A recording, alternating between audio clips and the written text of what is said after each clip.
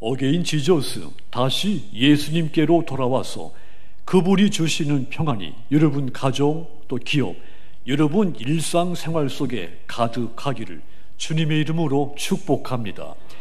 지난 한 주간 동안에는 성부 하나님, 또 성자 하나님, 성령 하나님, 삼위일체 하나님께 감사와 찬송, 영광을 돌리며 사셨다면 이번 주에는 목숨 걸고 기도하심으로써 여러분의 이름이 바뀌고 삶의 태도도 변하고 다른 사람까지도 변화시키며 사시기를 주님의 이름으로 축원합니다.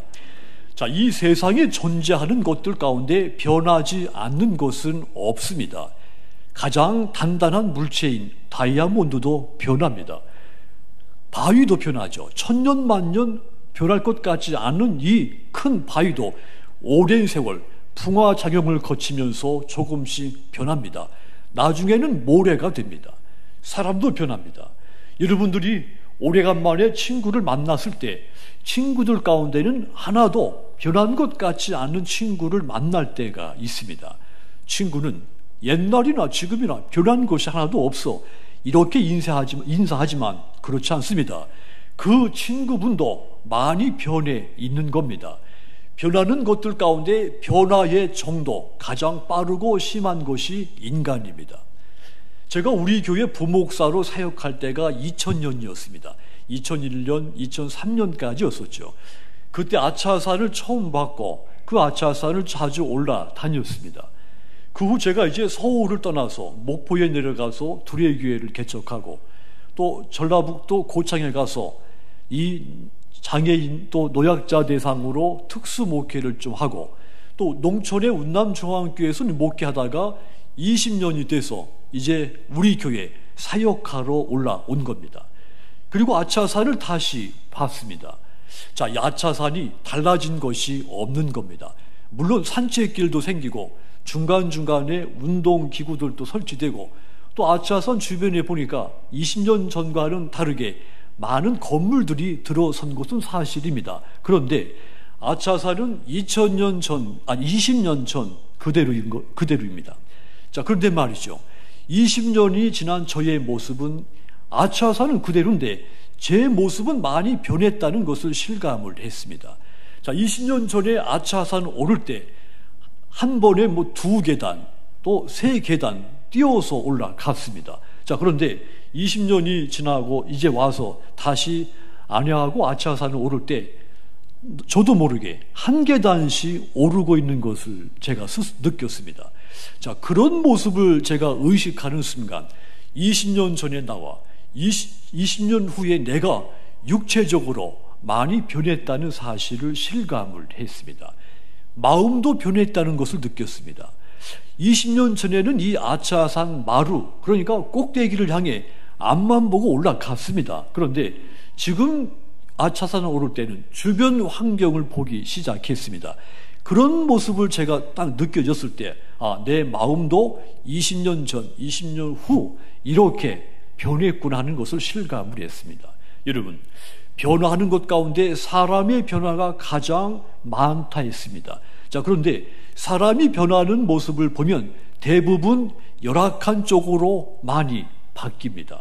세월이 갈수록 더 젊어진다든지 더 건강해진다든지 더 아름다워진다든지 이런 경우는 없습니다. 세월이 지나면서 노쇠해지고 병들고 허약해지고 일에 무기력해 이렇게 많이 변하죠. 우리 신앙생활도 다르지 않습니다. 성경책을 들고 교회 다닌 그 연수가 길수록 좋은 쪽으로 변하는 사람이 있지만 반대로 더 나쁜 쪽으로 변하는 사람들도 있습니다. 목사가 되고 또 장로가 되고 교회에서 어떤 중직을 맡게 되면 그 시점부터 점점 좋은 쪽으로 변해야 마땅합니다. 이것이 하나님이 우리에게 직분을 주신 뜻이기도 하죠. 그런데 점점 더 권위주의자가 되고 더 비판적인 사람이 되고 부정적이고 공격적이고 더 교만하게 변하는 사람들이 있습니다. 본인은 자기 자신을 잘 모릅니다. 그런데 다른 사람은 나를 잘 압니다. 다른 사람이 내가 하는 말이나 내가 하는 행동을 지켜보고 내게 말할 때 내가 어느 쪽으로 변했는지, 좋은 쪽으로 아니면 나쁜 쪽으로 변했는지 금방 알 수가 있습니다. 바라고 기도하기는 우리 성동교회 모든 성도님들, 세월이 갈수록 겉사람은 낡아지고 쇠약해지지만 속사람은 날로 새롭게 좋은 쪽으로 변화되시기를 주님의 이름으로 축원합니다. 과일을 먹을 때 누구든지 느낍니다. 같은 품종의 사과를 과수원에 심습니다. 가꾼 사람도 한 농부이죠. 돌보고 걸음을 준 사람도 한 농부입니다. 햇빛과 비바람도 같은 지역에서 또 같은 나무에서 같이 받습니다. 그런데 같은 사과나무에서 열린 열매지만 맛은 다 각기 다릅니다. 그 과일의 개개의 영양분도 차이가 나죠. 똑같은 나무에서 수확했는데 이렇게 같지를 않은 겁니다. 왜? 같은 품종, 같은 땅, 또 같은 농부에 의해서 재배된 이 과일이 왜 맛이, 왜 영양가가 다릅니까? 바람이 어느 방향에서 불었느냐, 햇빛을 어느 만큼 받았느냐, 농부의 손길을 어느 만큼 스쳐 받았느냐, 여기에 달라진다는 겁니다. 교회 안의 성도들의 신앙도 이와 똑같습니다. 같은 목회자의 신앙 지도를 받고 말씀을 똑같이 듣고 훈련도 다 같이 받습니다. 그런데 어떤 성도는 신앙이 성장하고 인격적으로 변화가 일어나는데 반대로 어떤 성도는 수십 년이 다니지만 변화가 일어나지 않는 성도가 있습니다.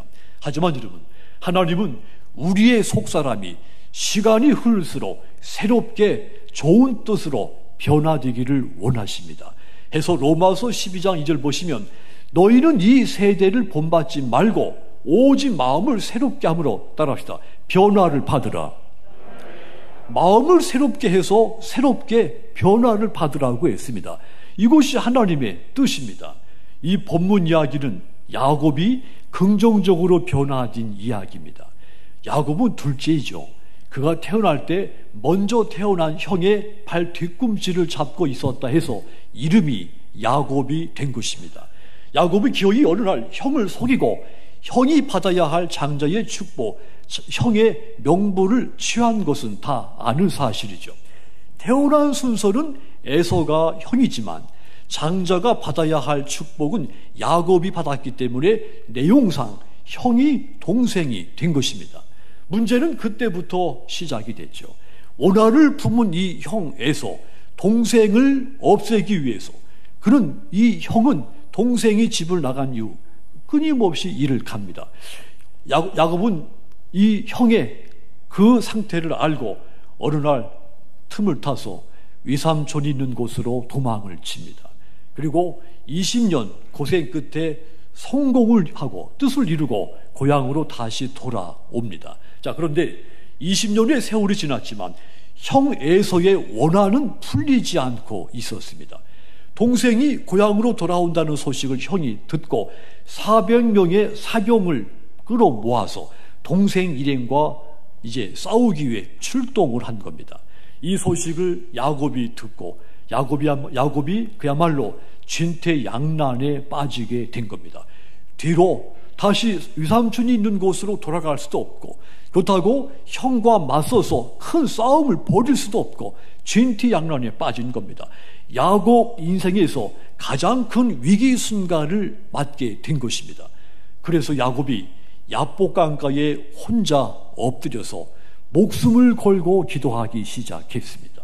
아내와 자식과 종들 또 재물을 먼저 강을 건너게 하고 자기는 혼자 남아서 하나님께 기도하기 시작한 겁니다.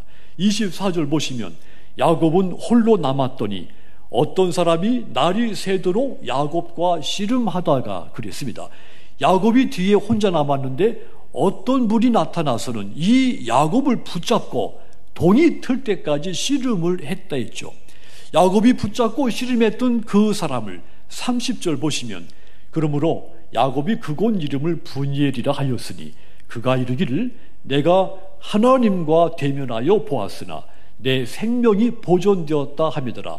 그 사람, 씨름한 그 사람이 하나님이었습니다. 야곱은 위기에 처한 그 시간에 씨름을 하듯이 간절하게 목숨을 걸고 하나님께 기도를 한 것입니다. 그리고 그 기도 이후에 야곱이 변화되기 시작한 겁니다.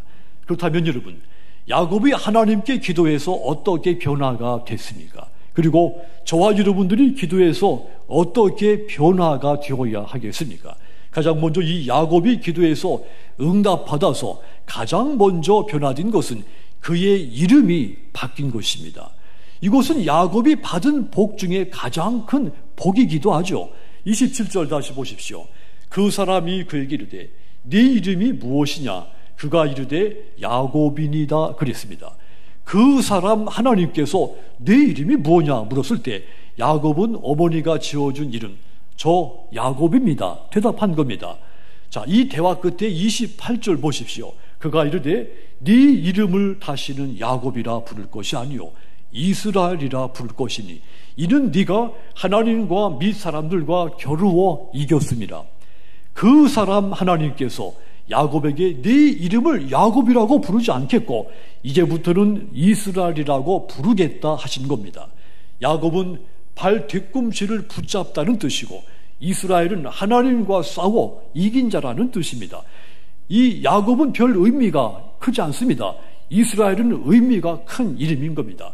형의 발 뒤꿈치를 붙잡고 태어난 평범한 이 야곱, 하나님과 싸워 승리한 위대한 이름으로 바뀐 겁니다.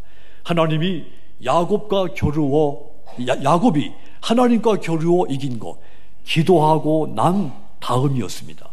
그리고 하나님은 그 이후부터 야곱에게 날마다 이기는 삶을 주시기 시작했습니다. 그렇습니다. 기도하는 사람은 이름이 바뀝니다. 그렇다고 진짜 이름이 바뀐다는 뜻은 아닙니다. 이항우가 이사야가 되는 것은 아닙니다.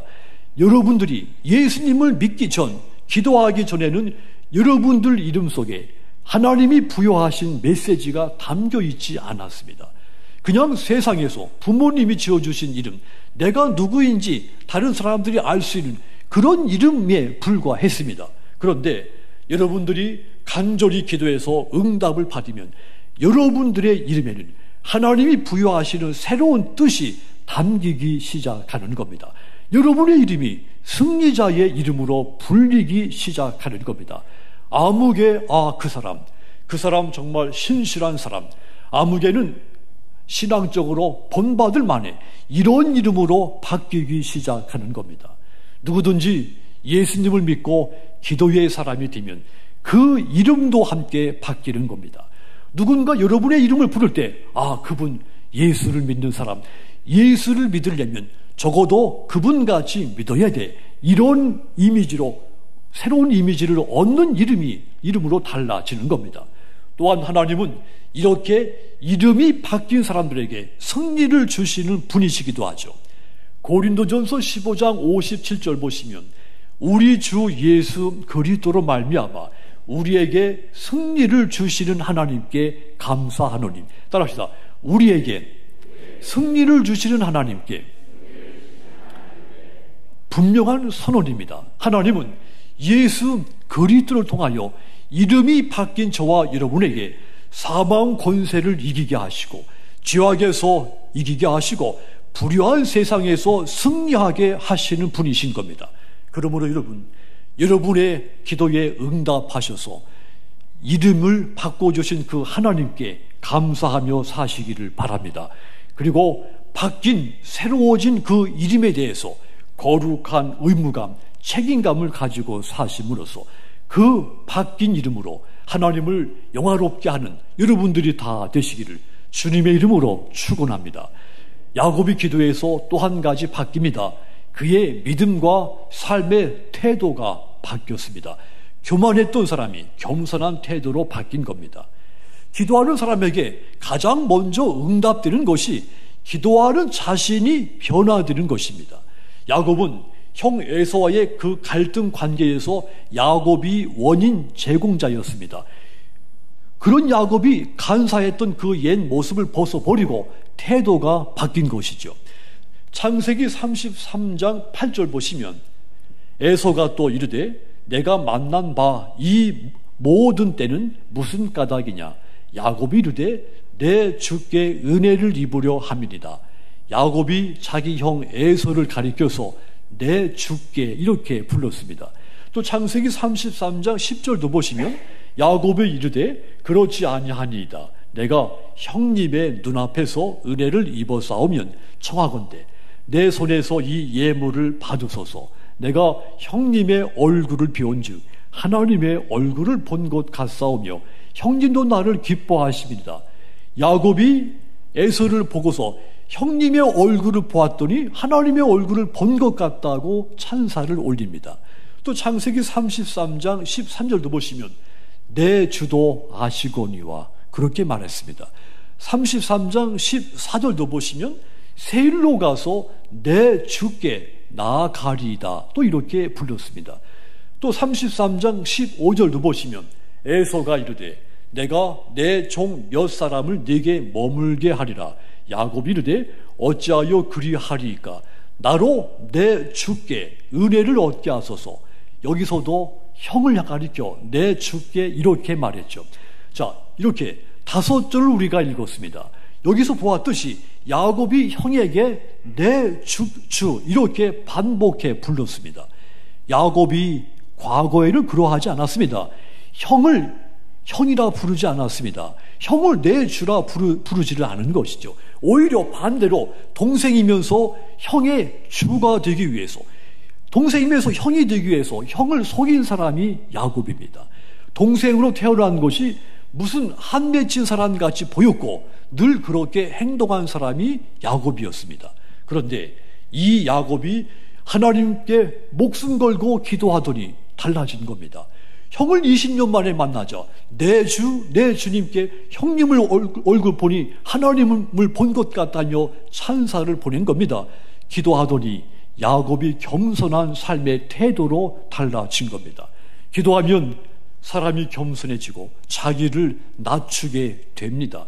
낮은 데서 점점 높아지는 것은 기분 좋은 일입니다. 반대로 높은 데서 낮아지는 것은 결코 기분 좋은 일이 아니죠. 하지만 기도의 응답으로 변화된 이 야곱, 완벽하게 20년 성공한 그 삶의 모습에서 가장 낮게 완벽하게 낮아졌습니다. 창세기 33장 3절 보시면 야곱이 형 에서 앞에서 7번 땅에 엎드려 절을 했다고 했습니다.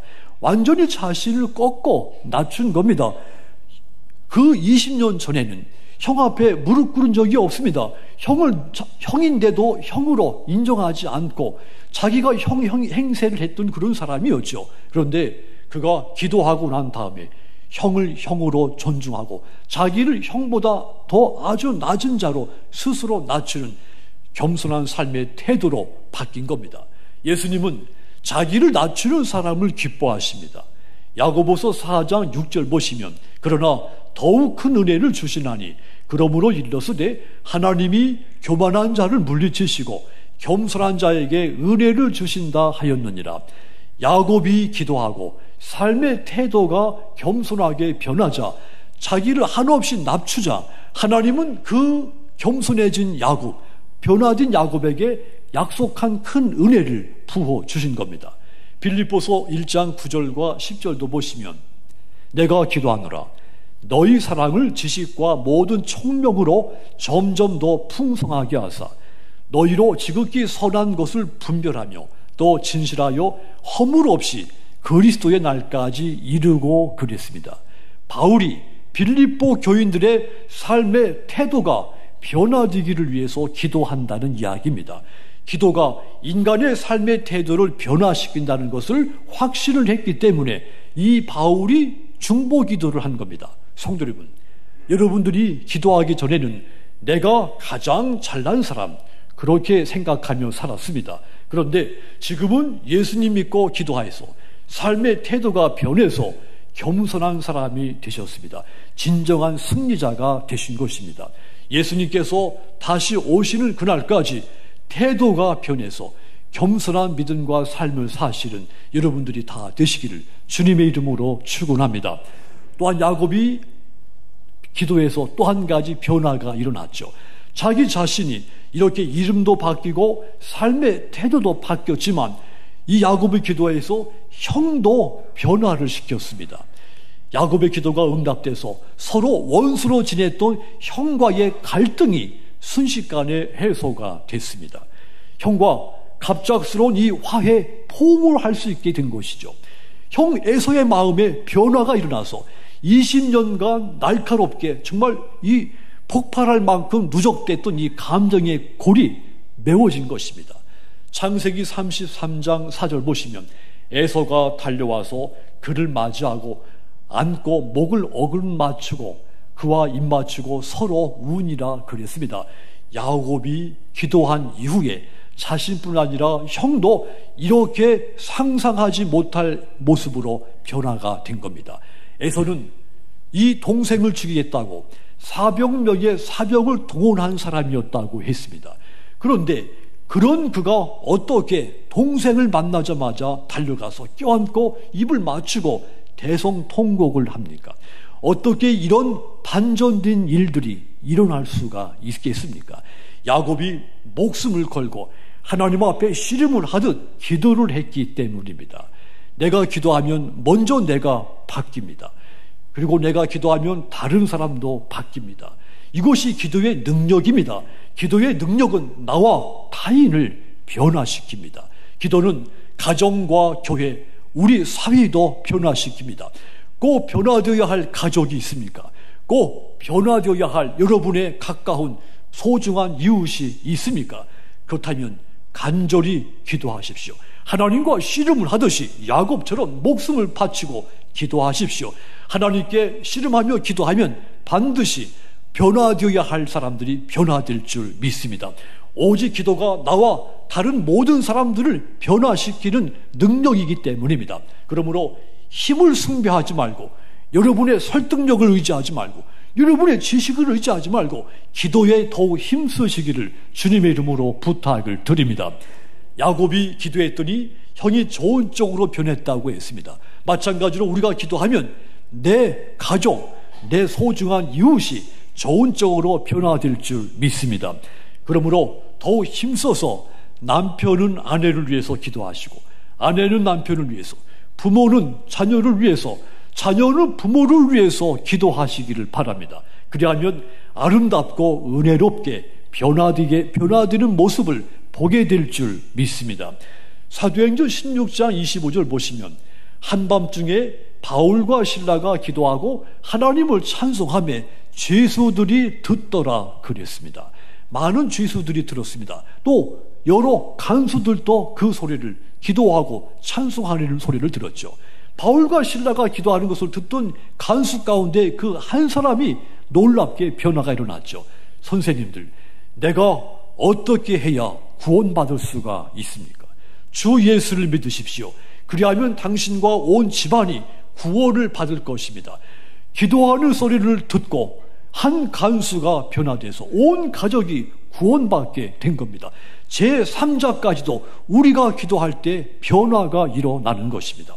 사랑하는 성도 여러분, 가정에서 여러분들의 남편이 좋아지고 아내가 좋아지고 자녀가, 부모가 좋아졌다면 그것은 여러분들이 예수 믿고 눈물을 흘리며 기도한 결과인 것을 믿으시기 바랍니다. 여러분의 기도는 사람과 환경을 변화시키는 능력이 있습니다. 이 기도의 능력을 더 발휘하며 살아가시기를 주님의 이름으로 축원합니다. 사랑하는 성도 여러분, 기도하면 변화가 일어난다 했습니다. 기도를 들으시고 응답하시는 분이 하나님이시기 때문입니다. 야곱이 하나님께 기도해서 자신의 이름의 가치가 변하고 삶의 태도가 변하고 타인도 변화시킨 것 같이 하나님은 누구라도 기도하면 이 변화의 역사가 일어나게 만들어줍니다. 그러므로 여러분들의 이름이 바뀌고 태도가 변하고 다른 사람들을 변화시키기를 원하십니까? 그렇다면 이 야곱처럼 씨름하듯이 기도하시되 365일 쉬지 않고 릴레이 기도하셔서 기도의 사람, 변화된 사람, 변화시키는 여러분들 다 되시기를 주님의 이름으로 축원합니다. 기도하겠습니다.